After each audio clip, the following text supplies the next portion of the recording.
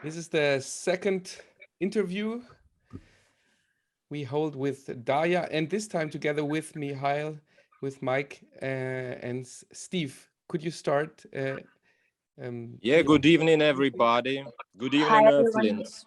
Hey, how's everybody doing? Yes, good evening. All right. So, Nice to glad have that, everyone everybody- together this time. It's really, really cool. Thank you, guys. What was that?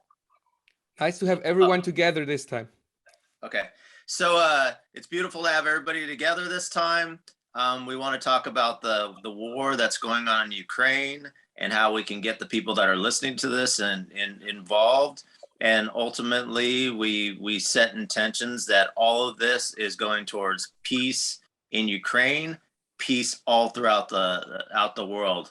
And yes, it's messy, and it will continue to be messy. But our ultimate goal is peace all throughout the world. Thank you, Steve, very much.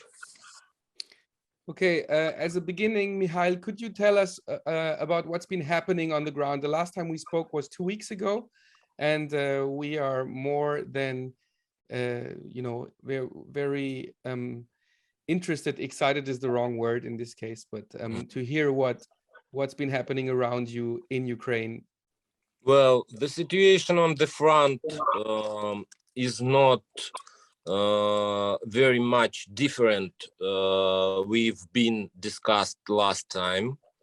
That is because of certain occasions. First of all, we have very long distances in Ukraine, and those distances on very those very without forests, very plain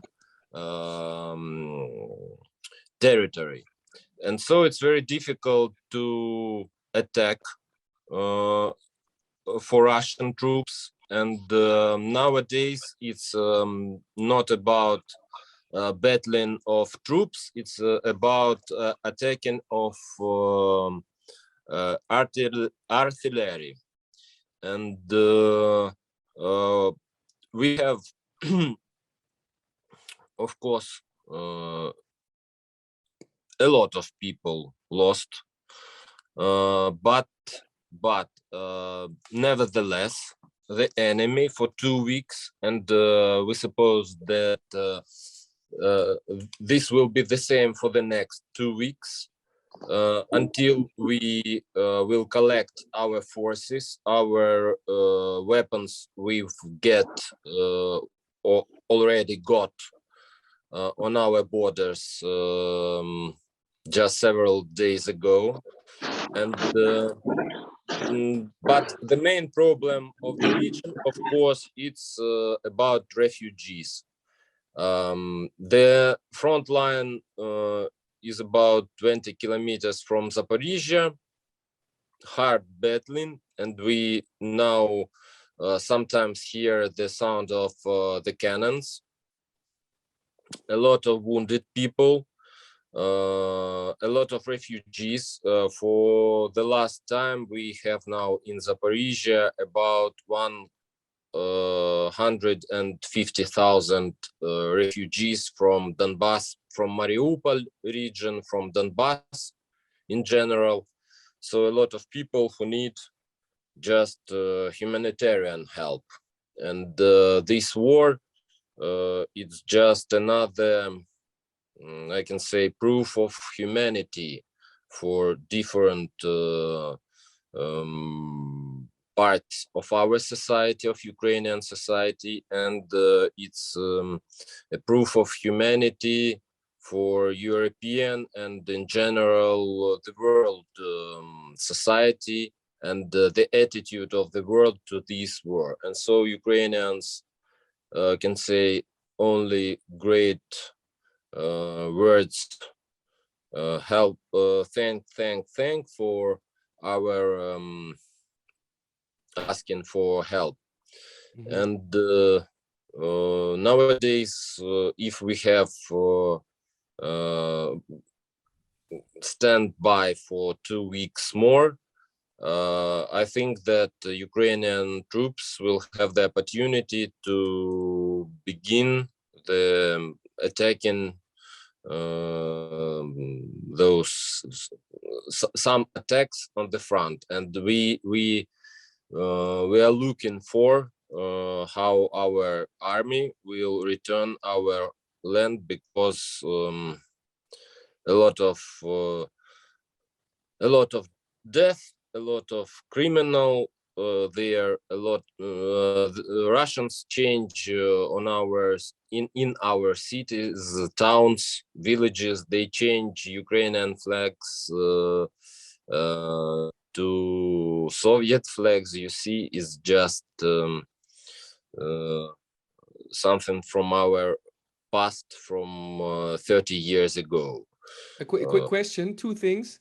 You said artillery. Could you explain to a regular viewer what artillery is? Because you said the fights are mostly based on artillery. That's the first question. And the second question is, how about the front line? Because I think the front line, at least in the north, is moving in favor of the Ukrainians.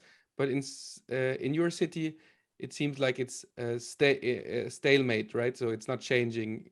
Those two questions. Mm-hmm. Okay.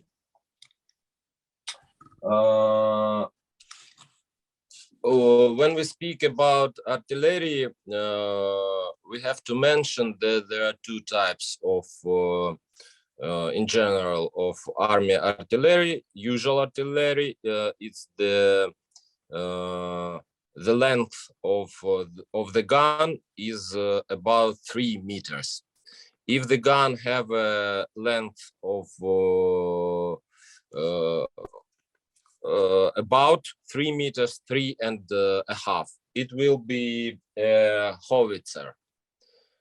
And so, yeah, Ukraine was waiting for howitzers M777, well known in the world. It's the main howitzer of US Army, and they were modernized those weapons, and now we are looking for how Ukrainian troops now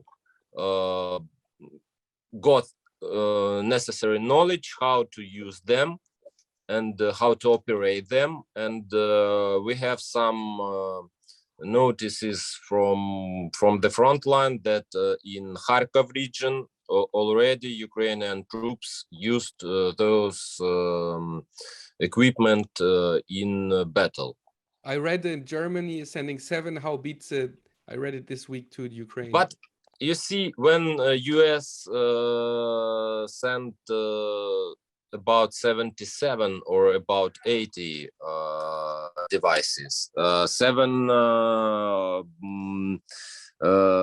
those cars from Germany, we have moved howitzer. If I'm not taken, moving, yes. yeah. Mm-hmm. On the picture, it was a tank, yeah. Mm-hmm. Yeah. And American, they need a car. Okay, yeah. Mm-hmm. Extra car, yeah. Small military differences. And if we have enough bullets for those guns, we will have the real opportunity, and we'll have the fire strength enough to attack Russian troops, because nowadays it's about 95,000 of enemies here. 95,000. 95,000 Russian troops. Yes. Now last time it was 10,000. Yeah. No. Last time it was on the 24th of February when they began this war.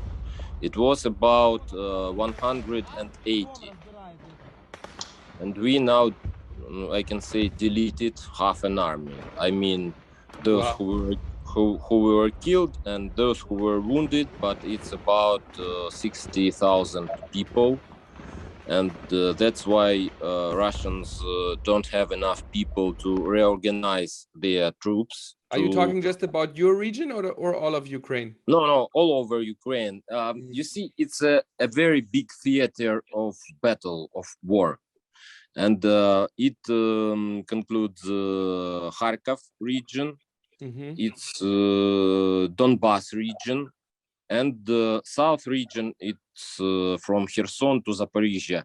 But this location, we have very great distances from, not very great, of course, from Zaporizhia to Kharkov, it's about 220 kilometers. And so from Zaporizhia to Donbas is also 220 kilometers. Zaporizhia is in the center. And to Kherson is the same distance, 300 kilometers to the south.